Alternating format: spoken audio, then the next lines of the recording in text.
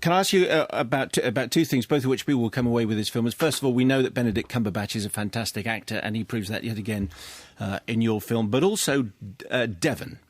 Dartmoor and Devon feature large in this film, and you have been quoted as saying that in all your extraordinary career you have never been gifted with such an abundant natural beauty.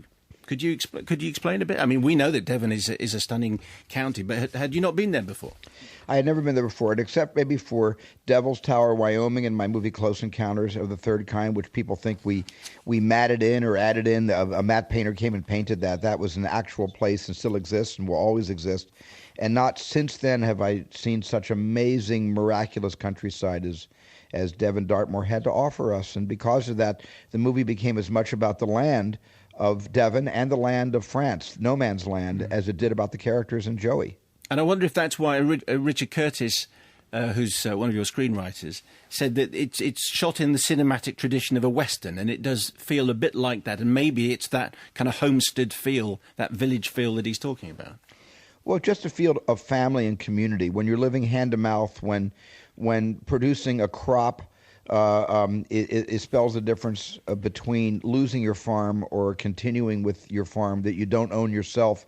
Those basic values that aren't just Americana values, they're global values of people who enrich the earth by farming. This is a story about farmers that go to war and farmers that could lose the farm if it weren't for the amazing tenacity of Joey, this incredible horse. And so that also is very evocative of the John Ford movies and a lot of the movies that Americans made in the 1930s and 40s.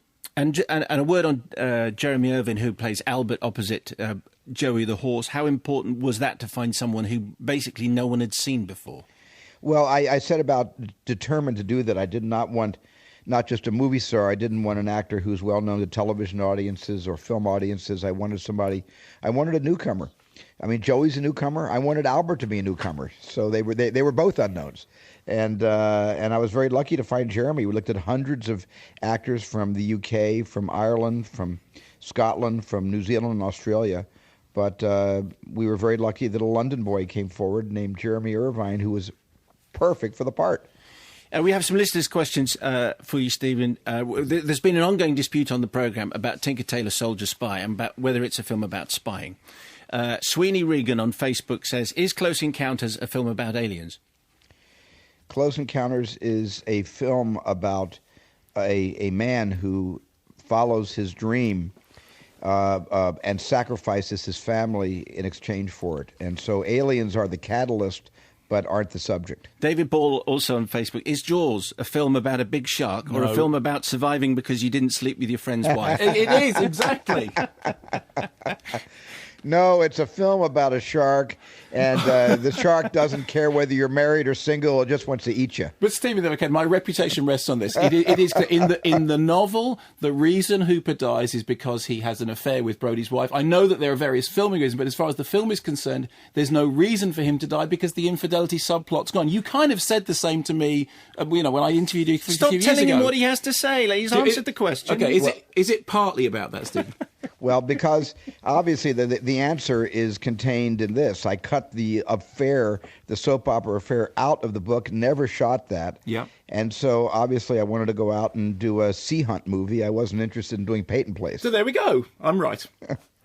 Well, is he right? I think he just said I'm right. You just said I'm right, didn't you, Stephen? I think in effect I did. Yeah, there we go. Thank you. Okay.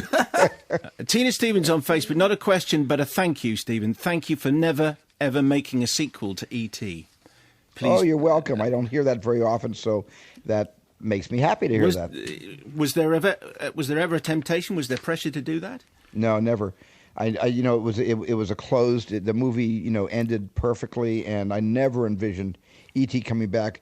There was a book written called The Green Planet, which at least allowed people in another medium to experience what E.T.'s life was like. And for a while, when the E.T. ride was in Orlando and at Universal in Hollywood, you could actually go to E.T.'s planet and visit E.T. and his mom and dad and brothers and sisters. But that had to be in another medium that I would allow, that I would never make a sequel to it. Stephen, one last thing. I really, really loved Warhorse, as apparently so does everybody. As far as the future's concerned, you've said the digital revolution has happened, but is the future 3D or 2D?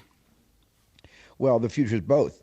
I mean, until virtual reality becomes a reality in the lives of moviegoers, 2D and 3D will be a choice. The same way widescreen or standard square screen is a choice of filmmakers. I can either shoot a movie in the 2:3:5 aspect ratio or 1:8:5 aspect ratio, and I make that choice depending on, if I have a 2-character piece, I'm not going to shoot a widescreen movie. What am I going to do with all that air to the right and left of the 2 characters?